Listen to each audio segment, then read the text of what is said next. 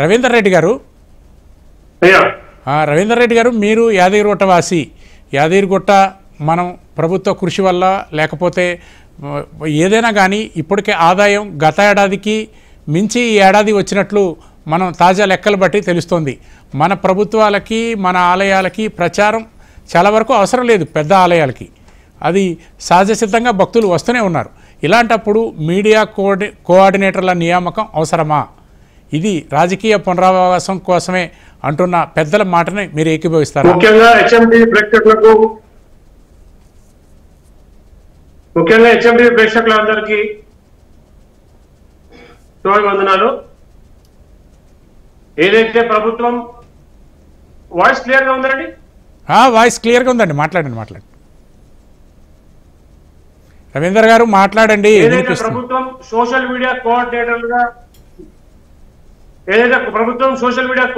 కోఆర్డినేటర్లుగా పెట్టాలని తలుస్తున్నారో ఇది నిరుద్యోగ రాజకీయ నాయకులకు అడ్డగా మార్చేటువంటి ప్రక్రియ.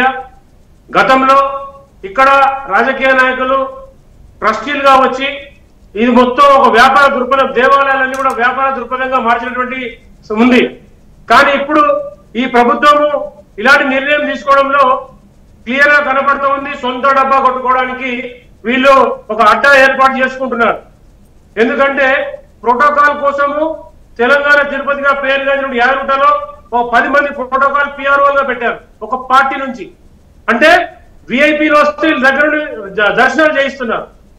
అలాగే బాసర్లో మీరు చూడండి, అక్షరాభ్యాసం చేసిన టికెట్ తీసుకుంటే లడ్డు ఉచితంగా ఇచ్చేది గతంలో. ఇప్పుడు అది తీసేశారు. ఎందుకు? నష్టం వస్తుంది. మరి ఇప్పుడు ఇవన్నీ పట్టించుకోకుండా వీళ్ళు సోషల్ మీడియా కోఆర్డినేటర్ అని చెప్పి ఎవరిని పిచ్చోళ్ళని చేద్దామని చూస్తున్నారండి. అంటే దేవాదాయ శాఖలో ఆదాయం వస్తుందని చెప్పి మీరు ఇక్కడ కొత్తగా రాజకీయ నాయకులు తీసుకొచ్చి ఇక్కడ మీరు ప్రచారం సొంత డబ్బా కొట్టుకోవడానికి. ఇది యావత్ హిందూ సమాజము, యావత్ హిందూ సంస్థలు కూడా దీన్ని వ్యతిరేకిస్తున్నాయి. ముఖ్యంగా అన్యక్రాంతమైనటువంటి దేవాలయ భూములు చాలా ఉన్నాయి. దాని మీద దృష్టి పెట్టలేదు ఇంతవరకు. యాదగిరిగుట్టకి 3 సార్లు సీఎం గారు వచ్చారు, ఇంతవరకు ఎలాంటి ప్రకటన చేయలేదు. యాదగిరిగుట్టలో వేల మంది జనాలు వస్తున్నారు, భక్తులు వస్తున్నారు. కనీసం ఉండడానికి రూములు లేవు అక్కడ. ఇవి కట్టే పరిస్థితి లేదు. ఎందుకంటే అక్కడ బడ్జెట్ లేదని చెప్తా ఉన్నారు. కోట్ల ఆదాయం వస్తున్నట్టుగా మళ్ళీ వాళ్ళే చెప్తా ఉన్నారు. కానీ వస్తే నిద్రపోవడానికి స్థలం లేదండి. దేవాలయం కదా, భక్తులు వస్తే పడుకోవడానికి స్థలం లేదు. రోడ్ల మీద పడుకుంటున్నారు.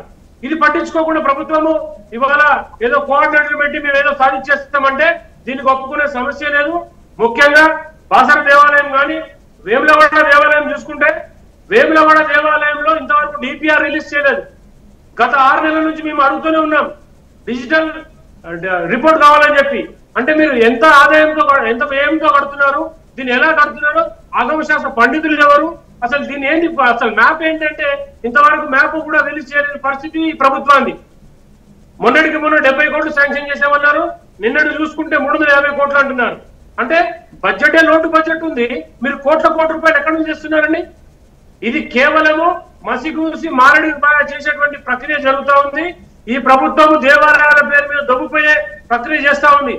ఎవరైతే మినిస్టర్ గారు ఉన్నారో కొండా సురేఖ గారు, వారికి ఈ దేవాలయ శాఖ మీద ఎలాంటి అవగాహన లేదు. క్లియర్ కట్ గా చెప్తా ఉన్నాం, ఎలాంటి అవగాహన లేదు.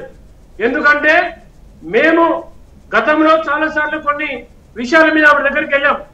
ఇంతవరకు ఇక్కడ స్పందన లేదు. ఇప్పుడున్నటువంటి కమిషనర్ గారు వెంకట్రావు గారు, వారు ఇన్ఛార్జ్ ఈవో ఇక్కడ యాదగిరిగుట్టకి, మన కమిషనర్ గారు, వారు ఇంతవరకు ఇక్కడున్న ఫైల్ అక్కడ పెట్టింది లేదు. ఎన్నో విషయాలలో మేము తీసుకెళ్లి వాళ్ళ ముందు సార్ ఇలాంటి మౌలిక వసతులు కల్పించాలి దేవాలయాల దగ్గర అని చెప్తే ఆయన సరే చూద్దామనేది తప్ప ఇంకోటి చేసేది లేదు.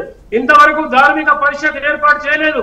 ఇంతవరకు దేవాలయాల దగ్గర ధర్మ ప్రచారం జరగాలని ఏ దేవాలయం దగ్గర జరుగుతూ ఉంది? ఒక్కడు పట్టించుకునే నాదులు లేదు. ఇవాళ వచ్చి మేము సోషల్ మీడియా కోఆర్డినేటర్ పెడతామంటే ఎవరు ఒప్పుకుంటారు? ఖచ్చితంగా ఇది ఒప్పుకునే సమస్య లేదు.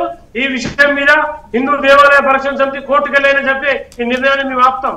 ఎందుకంటే ఈ యొక్క తప్పుడు నిర్ణయాల వల్ల దేవాలయాలకు ధూపదీప నైవేద్యం లేకుండా పోయినటువంటి దేవాలయాలు ఇంకా చాలా ఉన్నాయి. శిథిల వ్యవస్థలో ఉన్న దేవాలయాలు చాలా ఉన్నాయి. పురాతన దేవాలయాలు పట్టించుకునే నాదులు లేడు. కానీ మీరు ఇవాళ వచ్చి ఏదో కోఆర్డినేటర్లు పెట్టి మేము ఏదో సాధించేస్తాం, ఏదో చట్టాలు కట్టేస్తామంటే కుదరదు. దీన్ని ఒప్పుకునే ప్రసక్తి లేదు. యావత్ హిందూ సమాజం అంతా కూడా దీన్ని వ్యతిరేకిస్తా ఉంది. మీరు మీ సొంత డబ్బా కొట్టుకోవాలంటే మీ సొంత డబ్బులతో పెట్టి కొట్టుకోండి తప్పి మా దేవాలయాలు ఈ కేవలం హిందువుల ఆస్తి, ఇది ఏ రాజకీయ నాయకుడి ఆస్తి కాదు. ఈ దేవాలయాల డబ్బులు హిందువులు వేస్తారు. ఏ అన్య మతస్థుడు వచ్చి ఇక్కడ హిందువులలో మన డబ్బులు వేసే ప్రసక్తి లేదు. హుండీలో డబ్బులు వేసేది హిందువులే. కాబట్టి ఇది హిందూ ధర్మానికి, హిందూ ధార్మిక పరిషత్కు, హిందూ ప్రచారానికే ఇది వాడాలి. కాబట్టి ఈ విషయంలో ఖచ్చితంగా మేము ఏదైతే ప్రభుత్వం తీసుకున్న నిర్ణయం వెంటనే విరమించుకోవాలని చెప్పి డిమాండ్ చేస్తా ఉన్నాం. రవీందర్ రెడ్డి గారు, మీ స్పందన చాలా బాగుంది.